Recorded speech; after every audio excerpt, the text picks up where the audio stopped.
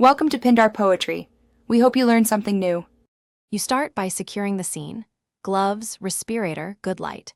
Once done, clean the panel with wax and grease remover so materials adhere.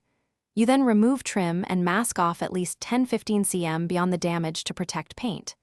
Next, use a plastic scraper and 80-120 grit to knock down loose paint and identify dents versus creases.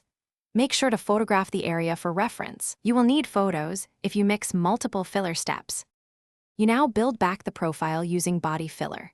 Mix filler to a uniform color and apply thin layers, no more than about 3-4 mm per pass, so it cures evenly. Once a layer is firm, sand the high spots and repeat until the contour matches the original line. Use longer strokes and check from different angles. After the final shaping, feather the edges with 320 grit so primer bonds. Make sure to wipe dust away and blow out crevices before priming. You finish by applying primer in thin coats, allowing 10-15 minutes flash time so it levels without runs. Once primed and sanded smooth with 400-600 grit, match the OEM paint code and spray base in even, overlapping passes, then apply 2-3 clear coats for depth and protection. After full cure, wet sand with 1000-2000 grit and polish to blend.